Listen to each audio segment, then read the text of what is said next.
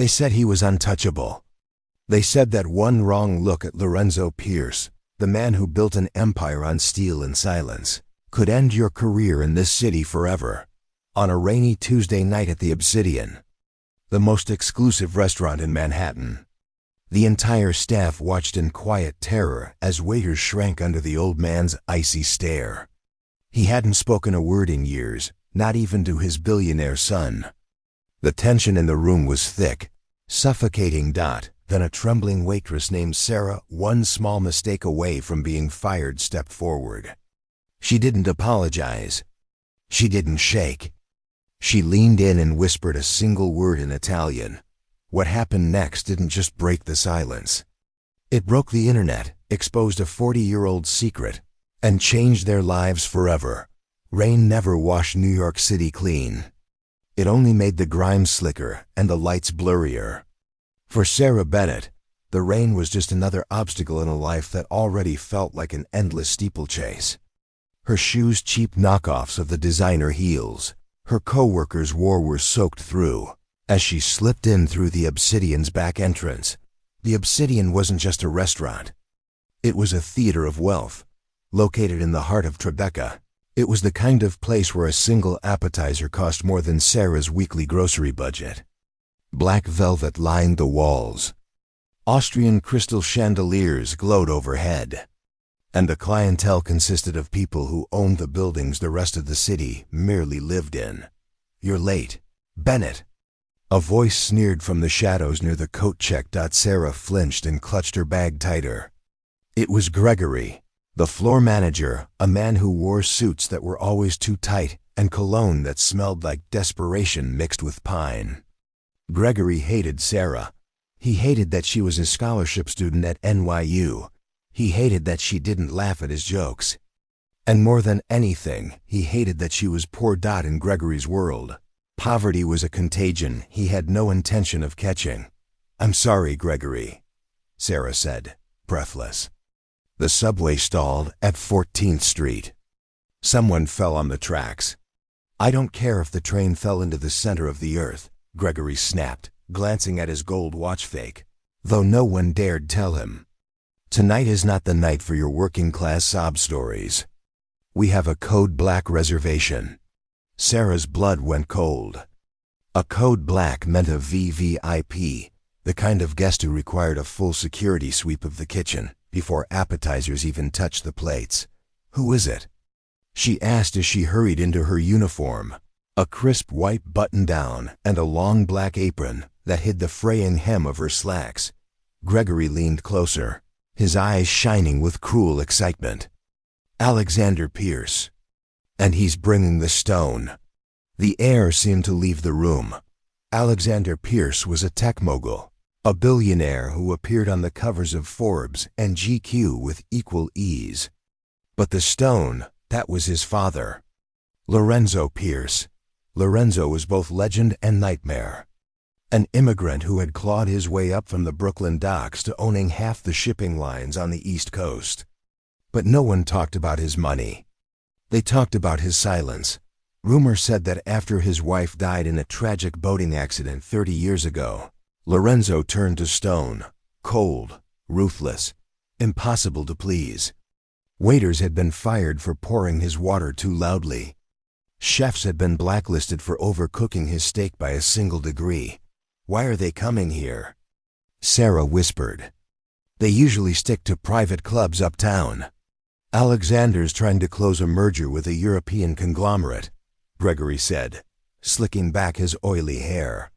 "He needs his father's approval. But the old man hasn't signed a document in 6 months. Tonight is a power play." Then Gregory pointed a manicured finger at Sarah's chest. "And you? You're on Section 4. Back corner. Stay out of the way. If you drop so much as a spoon near Lorenzo Pierce, I won't just fire you. I'll make sure you never work in this zip code again." Sarah nodded, her stomach twisting painfully. She couldn't lose this job. Her mother's medical bills were stacked on the kitchen counter at home, like snowdrifts growing higher every week. The specialized dialysis treatment wasn't covered by their basic insurance. And every shift at the Obsidian paid for 3 more days of life for the only person Sarah had left in the world. She tied her apron tight, treating it like armor. "I'll be invisible, Gregory." "See that you are," he hissed back. The dinner rush began like a controlled explosion. Silver scraped against porcelain. Hushed deals murmured across linen-draped tables. Wine glasses clinked softly in the low light. Sarah moved with the practiced efficiency of someone who couldn't afford a single mistake. She balanced trays of escargot and Wagyu beef, weaving through the dining room like a ghost dot at exactly 8 p.m. The atmosphere shifted. The heavy oak doors at the front of the restaurant swung open, and the ambient noise died instantly, as if someone had sucked all the oxygen out of the room. 2 large security guards entered first, scanning the space as their earpieces buzzed. Then came Alexander Pierce. He was handsome in a sharp, shark-like way, dressed in a bespoke navy suit. But his eyes flicked nervously around the room. He looked less like a billionaire and more like a boy afraid of being scolded. And then the Stone entered. Lorenzo Pierce was wheeled in by a 3rd security guard. He looked frailer than the tabloids suggested, his skin thin and papery, his face pale. He wore a dark wool suit that seemed to weigh heavily on his narrow shoulders. But it was his face that terrified everyone. It was locked in a permanent scowl. His eyes were dark, bottomless pits that judged everything they landed on and found it lacking. He didn't glance at the host. He didn't admire the decor. He stared straight ahead, radiating cold hostility. Gregory rushed forward, nearly bowing. Mr. Pierce, welcome to the Obsidian." "It is the highest honor." Lorenzo didn't blink. He didn't acknowledge Gregory's existence. Alexander cleared his throat, visibly embarrassed. "Table 5, Gregory." "The quiet one." "Of course, sir." "Right this way." As the small procession moved through the dining room, Sarah pressed her back against the service station wall and held her breath. She watched as they wheeled the old man to the best table in the house, isolated behind a velvet rope. Alexander sat across from his father and opened a leather portfolio. "Papa, look," he said carefully. "The quarterly numbers are up. If we sign with the Germans tomorrow, the stock will triple." Lorenzo stared at the tablecloth. He said nothing. The tragedy of it was unmistakable. A son begging for a scrap of validation. A father locked inside a fortress built from grief and bitterness. "I need a server." Gregory snapped at the cluster of waiters near the kitchen. "Who's up?" "Not me," Jason whispered. "My hands are shaking just looking at him." "I can't," Lisa said. "I dropped a fork the last time he was here 5 years ago." He remembers faces. Gregory's eyes scanned the panicked group and landed on Sarah. A cruel smile crept across his lips. He knew she needed the money too much to say no. He knew she was the perfect sacrificial lamb. If anything went wrong, he could blame the inexperienced temp and save himself. "Bennett," Gregory barked. "You're up. Take the order. And God help you if you mess this up." Sarah felt the blood drain from her face. She looked at the table where the silent tycoon sat like a judge on Judgment Day. She thought of her mother's dialysis machine. She thought of the eviction notice hidden in her drawer. "Yes, sir," she whispered. She picked up the water pitcher, her hands trembling just slightly, and began the long walk toward the table where silence went to die. The walk to table 5 felt like a march to the gallows. Every step echoed against the hardwood floor, at least it felt that way to her. The restaurant was full, yet everyone seemed to be watching from the corners of their eyes. Waiting for the show. Waiting for the stone to crush someone. As Sarah approached, she caught Alexander's strained, desperate voice. "The doctor said your blood pressure is better, Papa. You should try to enjoy tonight. This chef is renowned for his veal. You used to love veal." Lorenzo Pierce didn't move. His hands, gnarled with age and speckled with liver spots, rested on the armrests of his wheelchair like talons. His gaze was fixed on a point far beyond the walls of the obsidian. Sarah stopped at the edge of the table. She drew a deep breath, smoothed her expression into a mask of polite calm, and stepped forward. "Good evening, gentlemen," she said, her voice soft but steady. "Welcome to the obsidian. My name is Sarah, and I'll be taking care of you tonight. May I start you off with..." Lorenzo didn't move. He didn't blink. It was as if she didn't exist at all. Alexander looked up, relief flashing across his face that someone had finally stepped into the uncomfortable silence. "Water, please. Sparkling for me and for my father." He hesitated, glancing at the old man. "Papa, still or sparkling?" Silence.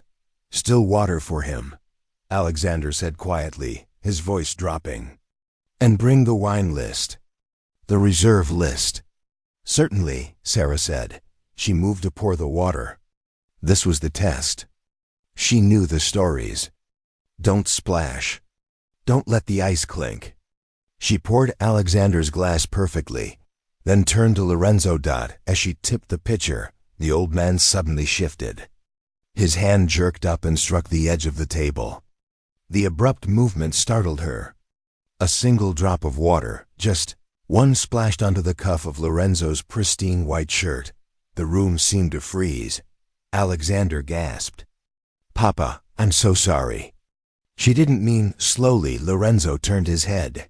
For the first time, his eyes focused. They locked onto Sarah, gray as a winter storm, filled with a terrifying razor-sharp intelligence. He glanced down at the wet spot on his cuff, then back up at her face. He didn't shout. He didn't make a scene. He made a low, guttural sound of disgust in his throat, and then turned away, dismissing her entirely. Alexander turned on Sarah, his face flushed with second-hand rage. "Get a towel, now, and get the manager." Her heart slammed against her ribs. "I'm so sorry, sir." "I can fix. Go," Alexander snapped. Sarah hurried back to the service station. Gregory was already there, arms crossed, a smug smile on his face. "I saw that," he hissed. "Clumsy, unforgivable. You just humiliated us in front of the most powerful man in the city." He moved his arm, Sarah pleaded, grabbing a fresh linen napkin. "It was an accident." "There are no accidents at this level, Bennett," Gregory sneered. "Go clean it up. Then pack your things. You're done after this shift. Actually," he smiled wider, "you might be done right now." Tears burned at Sarah's eyes, but she forced them back. She couldn't cry. Not here. Not in front of Gregory. She took the napkin and walked back to the table. She had to finish the service. She needed the tips from her other tables, even if she was getting fired. When she returned, the atmosphere at table 5 had worsened. Alexander was on his phone, typing furiously, likely doing damage control. Lorenzo was staring at the menu, but not reading it, glaring at it with confusion and contempt. Sarah approached carefully. "Sir, allow me." She reached out to dab at the water on his cuff. Lorenzo jerked his arm away. The rejection was so sharp it felt like a slap. Alexander sighed and set his phone down. "Just take the order. Let's get this over with. I'll have the filet mignon medium rare. And for my father." He looked at Lorenzo. "Papa, the truffle risotto? The sea bass?" Lorenzo shoved the menu away. It slid across the table, nearly falling off the edge. He crossed his arms and stared at the wall. "He's not eating," Alexander muttered, running a hand through his hair. "He hasn't eaten a full meal in weeks. The doctors are talking about a feeding tube." Sarah stood frozen. She watched the old man and noticed things the others didn't. The way his jaw clenched and ground slightly. The agitated, rhythmic drumming of his fingers against the arm of the wheelchair. He wasn't just being difficult. He was offended. Her gaze dropped to the discarded menu. French and English. Lou de mer. Risotto al tartufo. Expensive, complicated, pretentious. Then something clicked. The memory didn't come from restaurant training. It came from her childhood. She'd grown up in a tenement in Bensonhurst, Brooklyn. Her next-door neighbor was an old woman named Nona Rossi. While Sarah's mother worked double shifts, Nona Rossi watched her.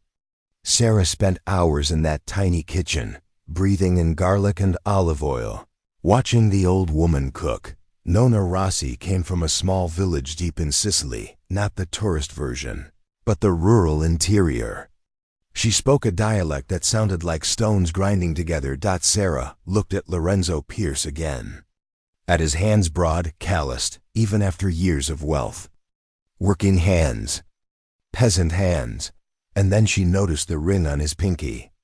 Gold, worn smooth, etched with a tiny faded crest. It wasn't a noble family emblem, it was the symbol of the Santi, Povi, the patron saints of laborers from the Agrigento region. Nona Rossi had worn a pendant with the same symbol. The realization struck Sarah like a bolt of lightning. This man wasn't angry because the food wasn't fancy enough. He was miserable because he was drowning in pretense. He was a village boy trapped inside a billionaire's suit, being force-fed truffles while his soul starved for home. From the sidelines, Gregory was waving frantically, dragging a finger across his throat in a cut-it gesture, signaling her to leave the table immediately. Sarah ignored him. She stepped closer to Lorenzo, bypassing Alexander entirely. This was insane. She was a waitress about to be fired, with almost nothing left in her bank account. But she couldn't walk away and leave this old man alone in his misery. She glanced at the untouched crystal water glass, at the gleaming silverware. She took a breath and reached for the dialect Nona Rossi had taught her, a language of the earth, not of classrooms. It was a risk. If she was wrong, she would look unhinged. Sarah leaned down, ignoring every rule of personal space until her face was level with the seated tycoon. The entire restaurant seemed to stop breathing. Alexander looked ready to leap up and shove her away. Sarah met Lorenzo's dead gray eyes. She didn't ask for his order. She didn't apologize for the water. She spoke a single word, a heavy word from a specific dialect.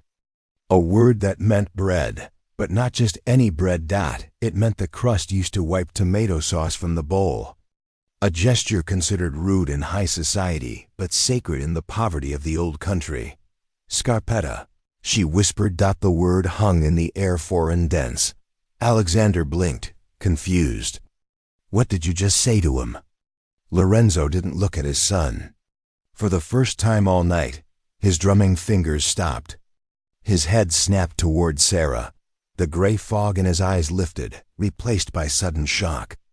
He stared at her mouth, as if needing to be sure he'd really heard the sound. The silence that followed was deeper than the one before, but this time it wasn't cold. It was electric.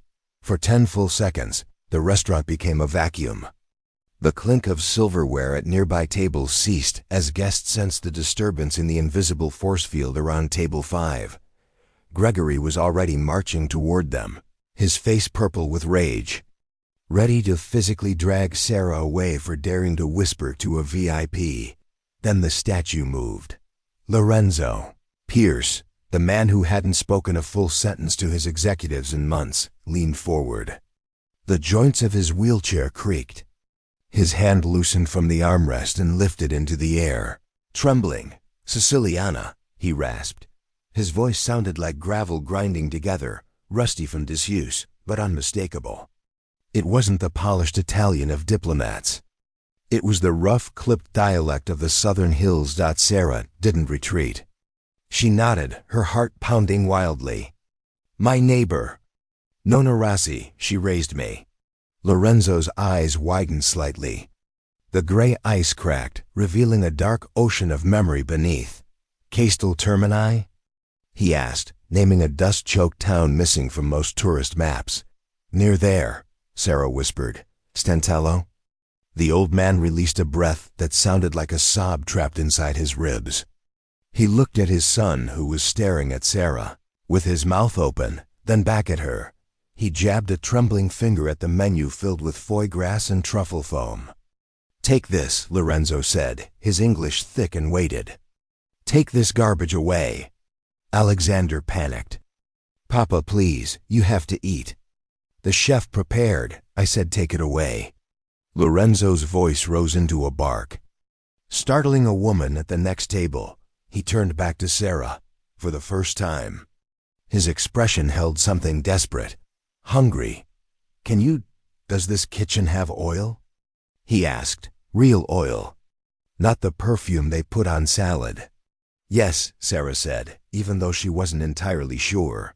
Garlic? Lorenzo pressed. And bread? Stale bread? I can find it, Sarah promised. Make it, he commanded. Not the chef. He pointed toward the kitchen, where the executive chef stood visible through the pass. You make it. Pasta commutica. Like the village. Gregory had reached the table. He grabbed Sarah's shoulder, his grip painfully tight. Mr. Pierce, I apologize, Gregory said sharply. Sarah is confused. She's a server, not a cook. Chef Jean-Pierre is a 3-star Michelin. Lorenzo slammed his hand onto the table. Silverware jumped. I don't care about his stars. I don't care about stars, Lorenzo said. I care that this girl knows what scarpetta means. If she doesn't bring me that pasta in 20 minutes, I'll buy this building and turn it into a parking lot. Do you understand me? Gregory went pale. He glanced at Alexander for help, but Alexander only waved his hand frantically. Do it. Whatever he wants, just do it. Gregory shoved Sarah toward the kitchen. Move, he hissed in her ear. If you burn this, Bennett, I'll kill you myself. Sarah burst through the kitchen doors, which slammed wildly behind her. The kitchen was a pristine laboratory of stainless steel and white hats. Chef Jean-Pierre, tall and imposing, his ego larger than his toque, looked down at her in disbelief. What is happening? He demanded. Why is the order canceled? He wants pasta commutica, Sarah said, grabbing an apron and tying it tighter. And he wants me to make it. You? Jean-Pierre laughed, a cold, sharp sound. You are a waitress.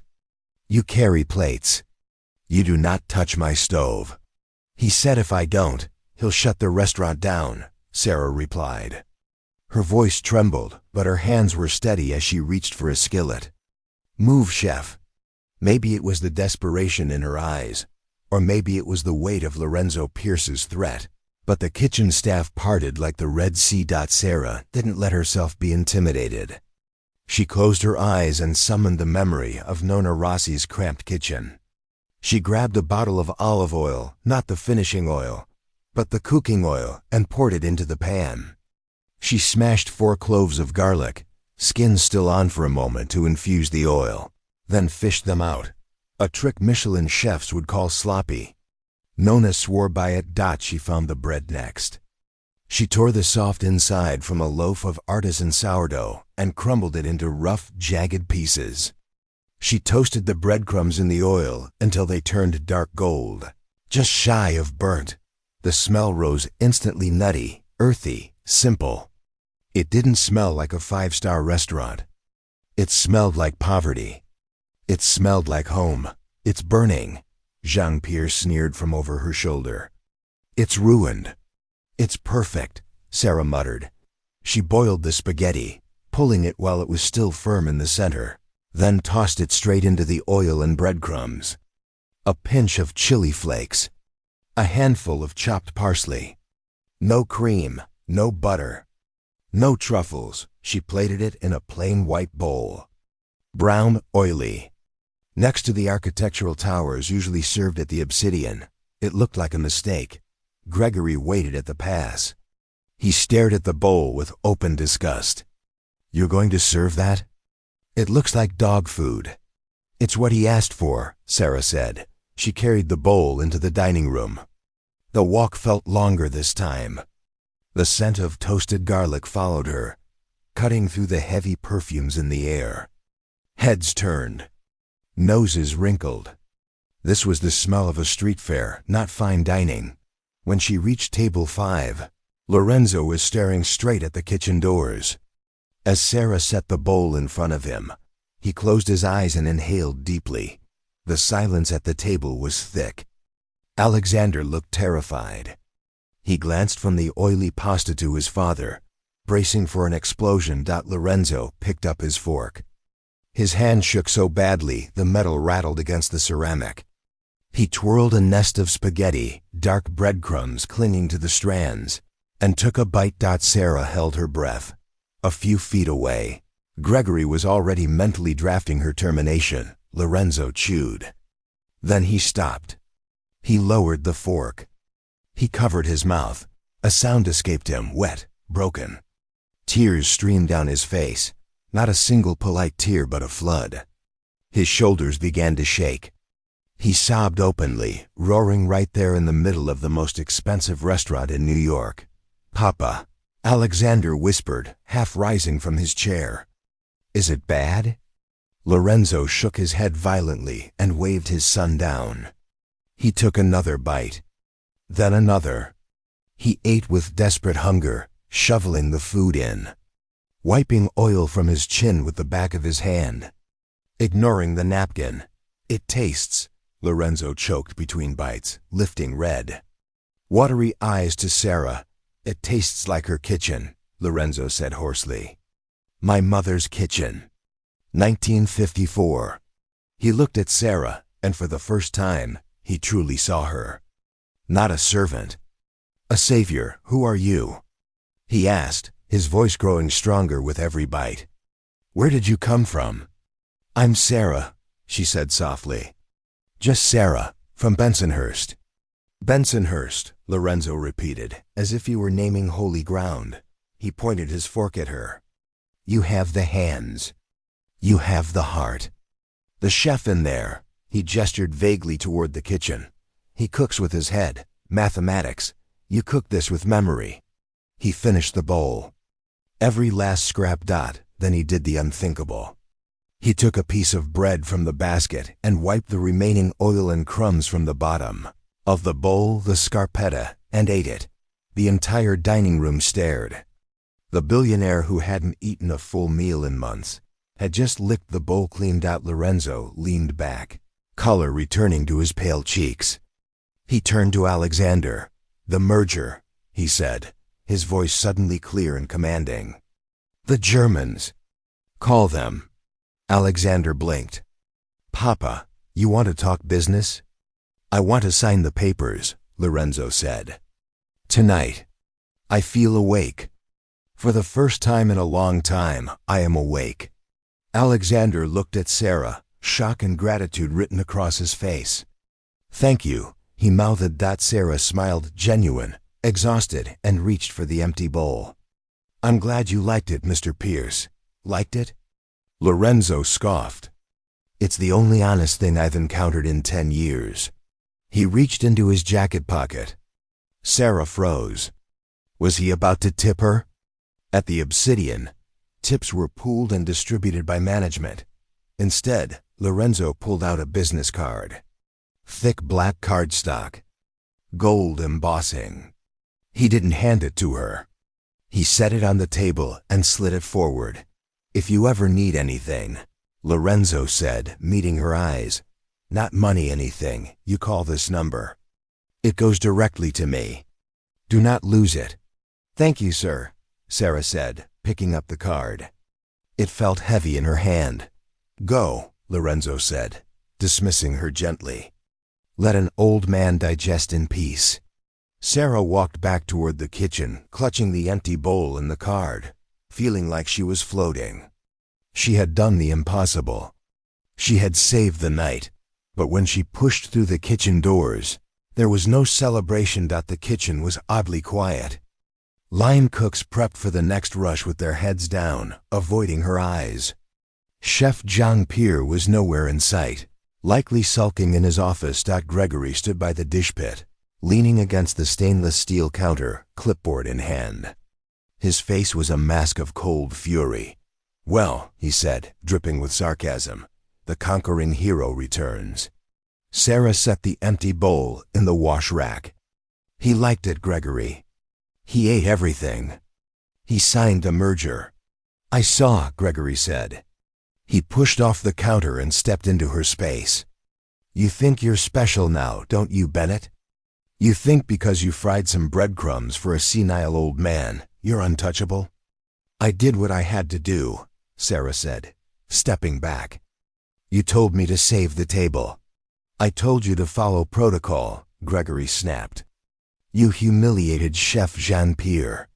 You made a mockery of this restaurant's standards. Do you know what Table 7 said? They asked if we were serving leftovers. You made the obsidian smell like a cheap diner. I made the customer happy, Sarah shot back, her temper flaring. Isn't that the job? The job, Gregory said, leaning close, his breath sour, is to do what you're told. You're a liability, Sarah, a loose cannon. And I don't like loose cannons. He ripped a sheet from his clipboard and shoved it into her apron pocket. What's this? Sarah asked. Your write-up, Gregory said flatly. Insubordination. Unauthorized use of kitchen equipment. Disruption of service. You're writing me up? She said, stunned. I just saved our biggest client. Oh, I'm not just writing you up. Gregory smiled a thin, cruel curve. I'm firing you. Get your things. Get out. The floor seemed to drop away beneath her feet. You can't be serious, Sarah whispered. You can't fire me for this. I just did, Gregory said. And don't expect a reference. If anyone calls, I'll tell them you're unmanageable. But the tips? Sarah stammered. If you leave now, you forfeit your share of tonight's pool, Gregory said, his voice smug as he practically quoted the employee handbook. Policy Section 4, Paragraph 2. Terminated employees forfeit all pending gratuities. That's hundreds of dollars, Sarah cried. I need that money, Gregory. It's for my mom. She has dialysis tomorrow, please. Not my problem, Gregory replied, already turning away from her. Security. Escort Miss Bennett out. 2 bouncers appeared at the kitchen door. They looked uncomfortable. They liked Sarah, but orders were orders. Sarah stared at Gregory's back, her chest burning with rage and despair. She wanted to scream. She wanted to run back into the dining room and tell Lorenzo Pierce exactly what was happening. But she couldn't. It would cause a scene. Security would tackle her before she made it halfway. And it would only prove Gregory right, that she was unstable. Her fingers fumbled as she untied her apron. She tossed it onto a pile of dirty linen and grabbed her purse. You'll regret this, Gregory, she said, her voice shaking. I doubt it, he replied without even turning around. Sarah stepped out the back door into the alley. The rain was heavier now, soaking her thin blouse instantly. She stood beside the dumpsters, the stench of rotting vegetables mixing with car exhaust. 10 minutes ago, she had been the hero of the dining room. Now she was unemployed, broke, cold, and drenched. She reached into her pocket and pulled out the black card Lorenzo had given her. Lorenzo Pierce, CEO, Pierce Global Shipping. A phone number embossed in gold. She stared at it. If you ever need anything. She almost threw it away. What good was a billionaire's favor when she couldn't even pay rent?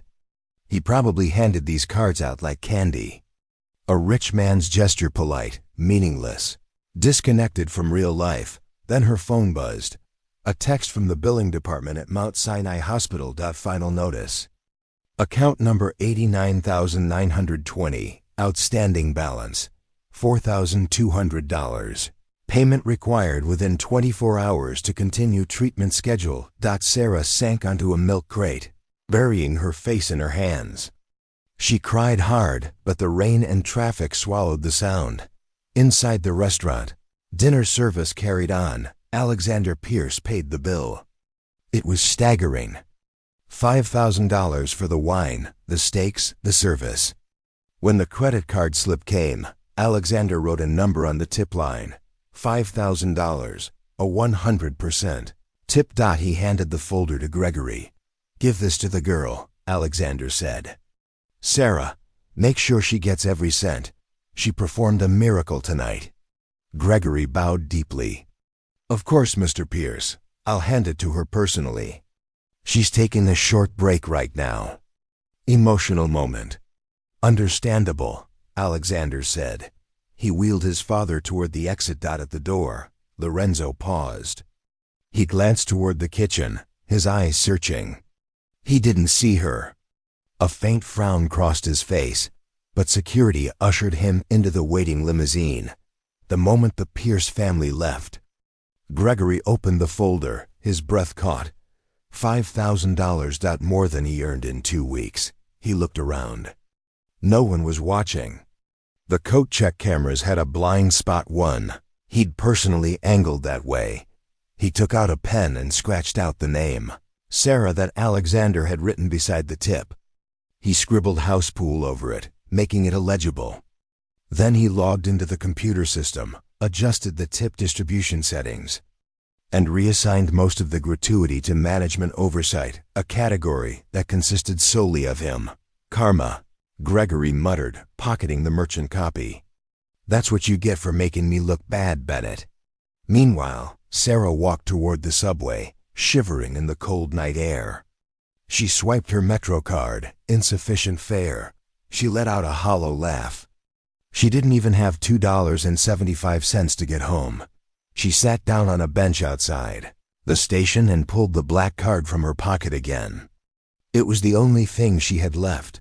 She checked her phone. 11:30 p.m. Was it too late? Would he even remember her? Her hands trembled as she dialed the number. It rang once, twice. Pierce residence. A deep, professional voice answered. This is the private line. Who is calling? Hi, Sarah said, her voice cracking. My name is Sarah Bennett. I served Mr. Pierce dinner tonight. He told me to call. A pause. 1 moment, Miss Bennett. Silence. Then a click. The girl with the breadcrumbs. Lorenzo's voice said on the line. He sounded stronger than he had in the restaurant. Yes. Sir, Sarah said, wiping her eyes.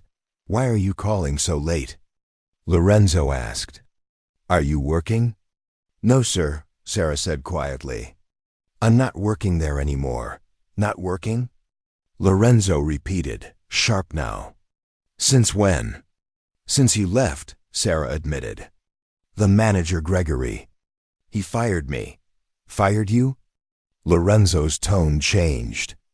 It wasn't the gravelly voice of a sick old man anymore. It was the voice of a man who crushed unions and bought countries. Why? Because I cooked your pasta, Sarah said. He said I broke protocol. He said I embarrassed the restaurant. There was a long silence on the line, so long Sarah thought the call had dropped. Where are you right now? Lorenzo asked. I'm sitting on a bench outside the 14th Street station, Sarah said. I don't have the fare to get home. Stay there, Lorenzo ordered. Do not move. My driver is 10 minutes away. He's coming back for you. Sir, you don't have to. I said stay there, Lorenzo cut her off. Nobody fires the person who woke me up. Nobody. Click. Sarah stared at her phone, then lifted her face to the rain. The night wasn't done twisting yet. She had no idea that by sunrise she wouldn't just be a waitress anymore. She would be the key witness in a corporate war that had been brewing for 40 years, and Gregory was about to become its first casualty. The rain turned into a torrential downpour, smearing the neon lights of 14th Street into violent streaks of color. Sarah sat on the bench, shivering, her phone clenched in her hand like a lifeline. She felt ridiculous, a billionaire sending a car for a fired waitress. It sounded like a fairy tale, and Sarah knew better than anyone that New York City wasn't a fairy tale. It was a grinder. She was about to stand up and try to jump the turnstile, a crime she had never committed in her life, when blinding LED headlights cut through the darkness. A sleek black Maybach pulled up to the curb, ignoring the no-standing zone. The rear door opened, and a man in a dark suit stepped out holding a large umbrella. He didn't look like a cab driver. He looked like Secret Service. "Miss Bennett?" he asked, his voice slicing through the rain. "Yes," Sarah squeaked, standing up. "Mr. Pierce is expecting you, please." He held the umbrella over her as she slid into the back seat. The car was warmer than her apartment. It smelled of expensive leather and cedar wood. A bottle of water and a warm towel waited in the center console. Sarah wiped her face, city grime streaking the pristine white cotton. She watched through the tinted window as the city rushed past. They weren't heading toward the outer boroughs. They were going uptown toward the Upper East Side, toward zip codes where the sidewalks were scrubbed clean every morning. The car stopped in front of a limestone mansion on Fifth Avenue, one of the last Gilded Age private residences still standing, fortress of old money wedged between modern glass towers. Sarah was guided inside, through a foyer larger than her entire childhood home, and into a library that smelled of old paper and brandy. A fire crackled in the hearth. Lorenzo Pierce sat in his wheelchair by the fire, but he looked nothing like the man from the restaurant. The frail, trembling figure was gone. In the privacy of his own home, stripped of the public gaze, he looked formidable. He wore a velvet smoking jacket, and his gray eyes were sharp, following her every move. "Sit," Lorenzo said, pointing to a leather armchair across from him. Sarah sat, suddenly very aware of how small she felt. "Mr. Pierce, I don't want to intrude. I just didn't know where else to go." "You are not intruding," Lorenzo said. He poured 2 glasses of amber liquid from a crystal decanter. "Cognac, drink. It will warm your blood." Sarah took the glass. Her hands were still trembling. "Sir, about what happened at the restaurant. I didn't mean to cause trouble." "Trouble?" Lorenzo let out a short, dry laugh. "Girl, you didn't cause trouble. You caused an awakening." He leaned forward, firelight flickering in his eyes. "Do you know how long it's been since I tasted something real? Since I heard someone speak the truth?" He nodded slowly. "My son, Alexander, he's a good boy. But he's weak. He's surrounded by sharks, consultants, lawyers, managers like that slime, Gregory. They feed him lies, and they feed me truffles, hoping I'll die quietly so they can carve up the empire." Sarah said nothing, gripping the warm glass in both hands. This was dangerous territory. "Why did he fire you?" Lorenzo asked. His voice dropped into a low growl. "Tell me exactly what he said." "He said I broke protocol," Sarah replied quietly. "He said I humiliated the chef. And he said that because I was terminated, I forfeited my share of the tip pool."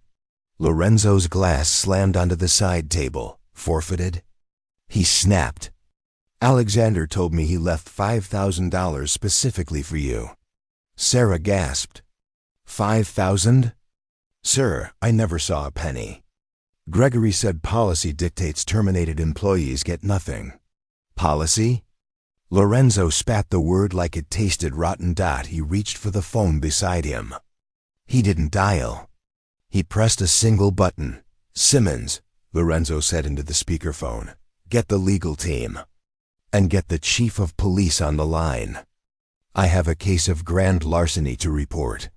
"Sir," Sarah interrupted, panic rising. "Please, I don't want a lawsuit. I just need a job. My mother, she's sick. I can't afford to fight people like Gregory." Lorenzo looked at her carefully. He saw the fear, yes, but beneath it, the steel. The woman who had dared to serve peasant food to a king. "You won't have to fight him," Lorenzo said calmly. "I will crush him." He paused, then nodded once. "But you're right. You do need a job." He opened the drawer of the side table and pulled out a single sheet of paper. He slid it toward her. "What is this?" Sarah asked. "A contract," Lorenzo said. "I am old, Sarah. My body is failing, but my mind is still sharp. And I am tired of translating the lies of the people around me. I need a filter. I need someone who understands the old ways. Someone who knows respect isn't about bowing. It's about honesty. He pointed to the page. Title, Personal Liaison to the Chairman. Duties, you will accompany me to every meeting. You will taste my food. You will manage my correspondence. But most importantly, when people speak to me in polished phrases and diplomatic nonsense, you will tell me what they're really saying. He met her eyes. You will be my detector. Sarah's gaze dropped to the salary at the bottom of the page. Her breath caught. It was more money in a month than she made in a year. Full medical coverage. No copay. VIP access at Mount Sinai. Why me? She whispered. I'm just a waitress. No, Lorenzo said gently. You're from the village. You understand, Scarpetta. You know life is about the bread, not the tablecloth. He studied her, intensity making her chest tighten. And I looked into your file while the car was bringing you here. Your mother's maiden name Rossi. Sarah nodded slowly.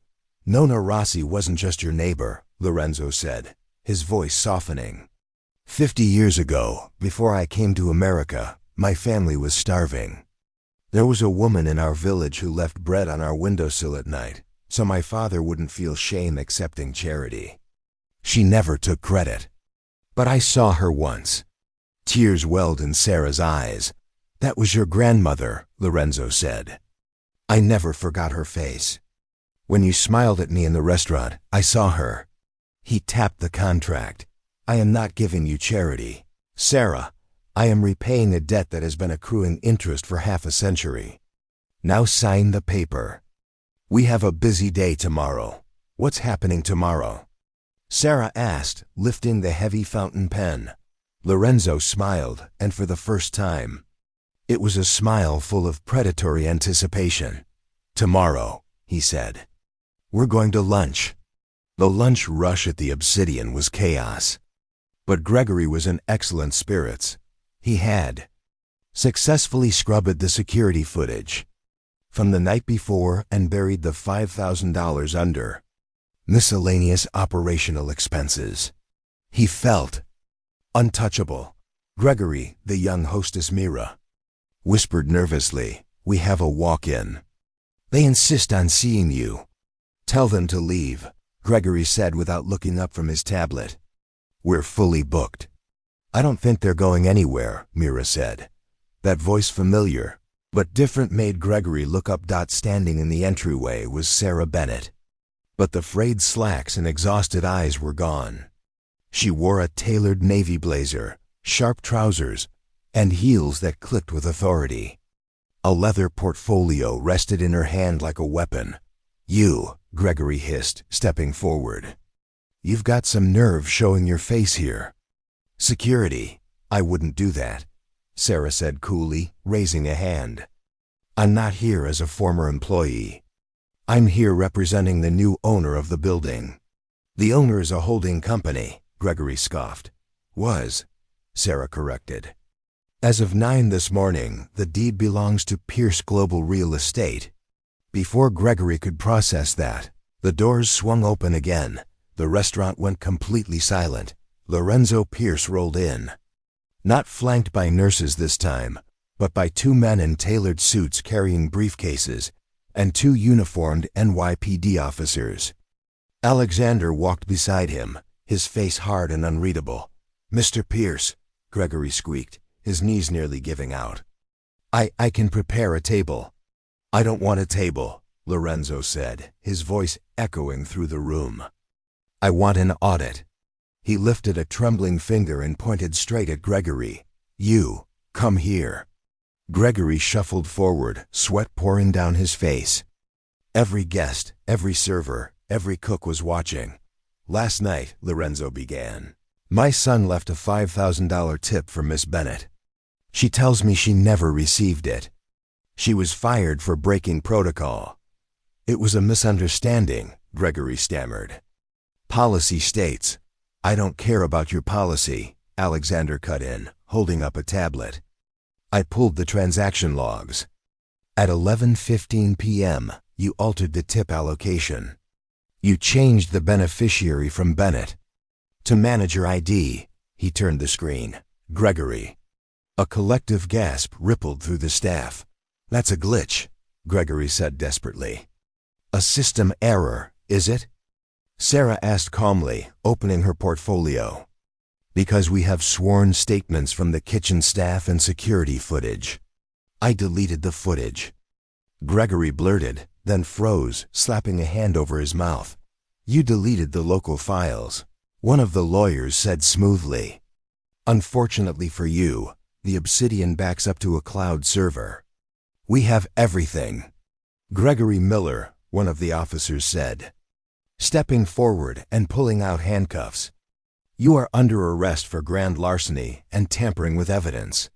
Gregory lunged toward the kitchen. But the double doors swung open. Chef Jean-Pierre stood there, arms crossed. Behind him stood the entire kitchen staff, the people Gregory had bullied for years, forming an unbreakable wall. Defeated. Gregory sagged as the cuffs snapped shut. Wait, Lorenzo commanded as they dragged him past. He turned to the stunned room. You fired this woman for showing compassion, Lorenzo said coldly. You had a stone where your heart should have been. Then he raised his voice. Effective immediately, the tip pool is abolished. All gratuities go directly to the server. Base pay for all staff is doubled. Cheers erupted from the kitchen. Lorenzo turned back to Sarah. As for the manager position, it is now open. Thank you, sir, Sarah said, watching Gregory disappear through the doors. But I have a feeling I have better things to do than manage a restaurant. Correct, Lorenzo said with a thin smile. Now come.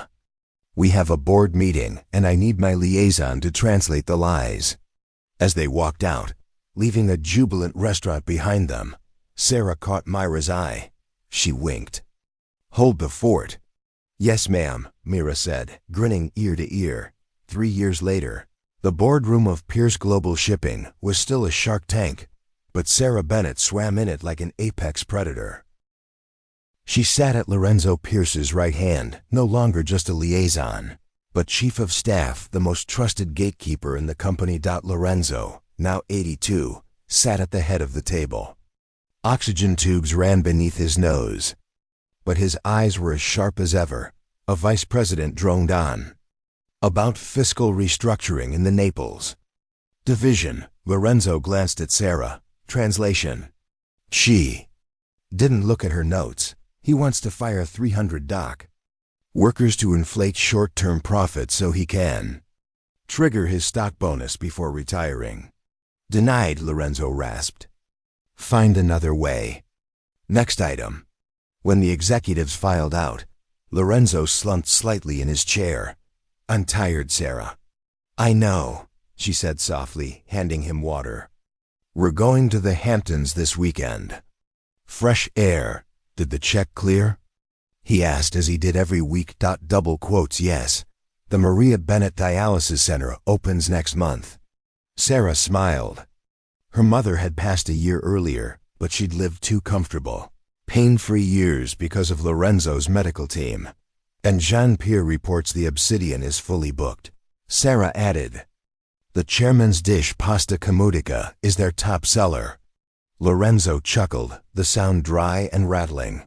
Peasant food at $50 a plate, he said. The world is a funny place. On Sunday evening at the Hamptons estate, the end came. As the sun sank into the ocean, painting the sky in violent purples. Lorenzo asked for a snack. You know what I want. Sarah went to the vast kitchen, sent the staff away, and rolled up the sleeves of her silk blouse. She fried the garlic. She toasted the stale sourdough. She made scarpetto one last time. She brought the bowl to the terrace. Lorenzo ate slowly, savoring the taste of his childhood. Then he set the fork down and looked at her, his gray eyes cloudy but peaceful. You saved me, Sarah, he whispered. You reminded me I was Lorenzo from the village. Not just Pierce, the CEO. You saved me too, Sarah said. Tears tears streaming as she held his hand. "Nona Rossi is waiting," he murmured, gazing toward the horizon. "Bread on the WINDO, WSILL. He closed his eyes. The rhythm of his breathing slowed, matching the gentle rise and fall of the waves below. And then it stopped. Lorenzo Pierce died with the taste of home on his lips. The funeral was the largest New York had seen in a decade. But in the front row, sitting beside Alexander Pierce, was Sarah. The tension between father and son, once so sharp, so unhealed, had dissolved years ago, softened and mended by Sarah's honest translations, her fearless truth-telling. When the reading of the will began, the lawyer revealed the final twist. Alexander inherited the shipping empire. Then the lawyer turned to Sarah Bennett. He read aloud, "I leave the entirety of my private estate in Sicily, including the ancestral home in Sant'Angelo. Furthermore, I leave her full ownership of the Obsidian Restaurant Group and a trust fund of $50 million. The room went silent. Alexander turned to Sarah, smiling warmly. "He loved you like a daughter," he said. "Welcome to the family." Sarah stepped out into the Manhattan sunlight, touching the gold pendant Lorenzo had left her, the crest of the Santi Povi. She wasn't a waitress or an assistant anymore. She was the keeper of the flame. She pulled out her phone and dialed, "Obsidian Restaurant." "This is Ma." "Hi, Mila," Sarah said, her voice steady and commanding. "It's Sarah. Get the kitchen ready. I'm coming in. We're going to change the menu." Sarah Bennett had started as a waitress with nothing but a compassionate heart and a memory of her grandmother's kitchen. She ended up the heir to a legacy of truth, proving that sometimes the most powerful word isn't written in a contract. It's spoken in a gesture of humanity. Lorenzo Pierce hadn't just needed food. He had needed to be seen. And Sarah had been the only one brave enough to look him in the eye. "So I have to ask, would you have dared to break protocol to save a stranger's night? Or would you have followed the rules like Gregory?" If you enjoyed this story of karma, redemption, and the power of a good meal, hit that like button, share it with your friends, and subscribe for more true life dramas. Turn on notifications so you never miss a twist.